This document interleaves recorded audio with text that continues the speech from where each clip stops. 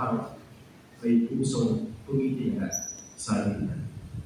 Tulad namin, hindi rin naging madali ang buhay ni Maria.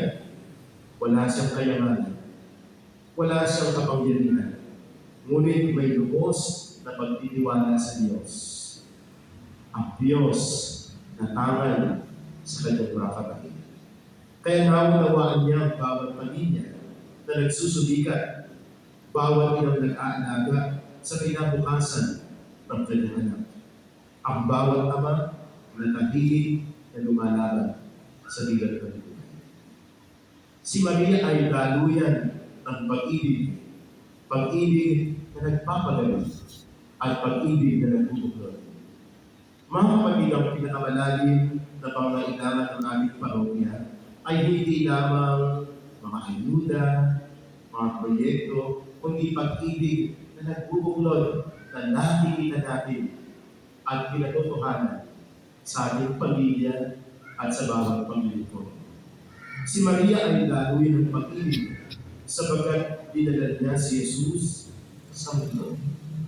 At hanggang ngayon patuloy siya na dinadala sa atin sa magitan ng pagkakaisa sa ating pamilya. Malasakit sa kapwa, katapatan sa pananampalataya. Kung tunay natin binamahal ang mahal na ina, ang ina ng mga lupa. Ito'y makikita sa pag-aayos ng sarili natin mga relasyon. Tumingin tayo sa ating mga puso. Tumingin tayo sa ating pamayanan. Tumingin tayo sa ating parokya. Pag-unawa sa kapwa, kahit mahirap, hindi po ba iba-iba naman ang ating paniniwala, ang diskusyon sa buhay. Pero sa tawag ng pag-ibig na narinig natin sa unang sulat ni San Juan ay inibigay sa atin na ang susi sa pagkakaintindihan ay ang pag-ibig na nagmumula sa Diyos. Ikalawa, si Maria ay daluyan ng kapayapaan.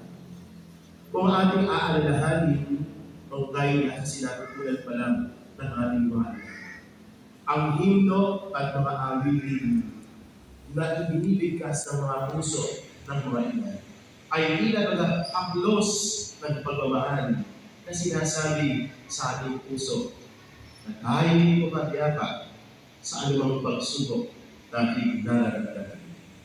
Sa ating parokya, may mga sugat at kailangang paghihuli, may mga hindi pagkakaunawaan. Minsan may mga po tayo mga tampuhan. May mga pagod na nararamdaman. May kawalan ng tiwala. Pero kapag nakikita natin ang mahal na bilin sa ating dambahan na ating pinitigdan at pinag-aalaya ng mga mananalo, kailan na sinasabi ang ating mahal na bilin. Narito ako, hinahapdos ang lukha ko. Hinahapdos ang iyong kawalang pag-asa. Dahil siya ang ating. Si Maria ay ina ng kapayapaan. Dahil tinuturo niya sa atin ang tahimik na pakikinig sa Diyos.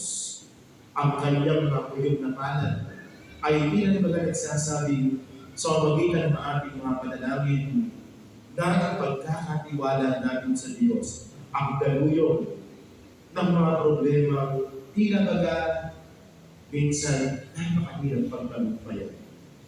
Ang kapayapaan ay hindi nagsisimula sa labas, kundi sa puso ng marunong magpakumbaba at magpagpataman. Yan po ang larawan ng ating mahal na ina, ang ina ng mga kapatid. Kung nais natin magkaroon ng mapayapang parokya, payapang tahanan, payapang kawan, at payapang lipunan, marunong makinig bago husga. Yan si Maria, nakikinig. Magdasal bago magsalita. Marami sa atin ang gustong magsalita. Pero kumunti sa atin ang gustong makinig. Magdasal bago magsalita. At magmahal bago magalit. Maraming galit sa ating puso na binibitawan ng ating mga labi. at ng ating mga kamay na siyang lumalakay sa mga relasyon. Pero ang sabi ng ating mahal na ina, narito ako, narawan ng pagmamahal, kahit na hindi ka mahal ang ating kapwa. Ang parokya ay hindi perfecto.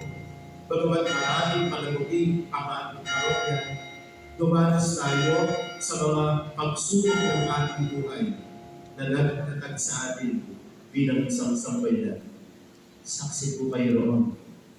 Saksi ang bawat paglilingkod. Saksi ang pag-ibig at pananalapi. Ngunit maaari itong maging tahanan ng kamayapaan kung hahayaan natin kumilos ang Diyos para sa atin. Ikatlo, daluyan ng katarungan. Pananampalataya na may paninindigan.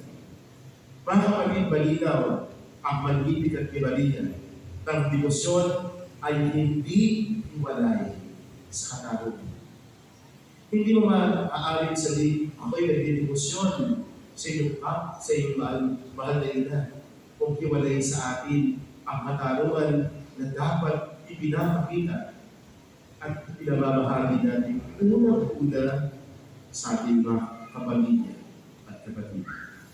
Ang pagmamahal kay Maria ay manawagan upang ipagtanggol ang mahihina, igalang ang dignidad ng bawat tao at maging dapat tapat sa katotohanan.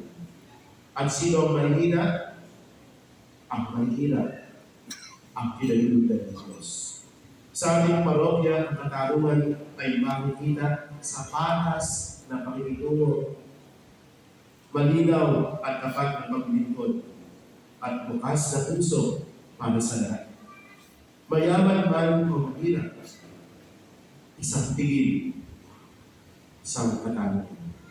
Ang simbahang sumusunod kay Maria, ang inyong parokya, ay saksi na simbahang hindi natakot tumayo para sa tama. Ngunit ginagawa ito ng may pagmamahal at habag. Kayo po iyon, mga parokyano ng ina ng mga dukha. Mga kapatid, ang ina ng mga dukha ay patuloy na nagtuturo sa atin ng pag-ibig ay dapat sa buhay, na ang kamayapaan ay dapat alagaan, at ang katarungan ay dapat ipaglaban. Sa kanyang gabay, nawa ang inyong parokya. Palay mo maging parokya ko din sa 2027. Ay maging tahanan ng pag-ibig, bukal ng kamayapaan, at ibig ng katarungan sa ating pamayanan. Mapahalal tayo dahil nakalambana sa atin ang nag-iisang ina ng ating mga puso, ang ina ng ating parokya, ina ng mga dukha. Tulungan nawa tayo ng ating pagbibinuho ng magmahal tulad natin. Ina ng mga dukha, ipanalangin mo kami, ipanalangin mo ang aming parokya. Amen. Palakpakan.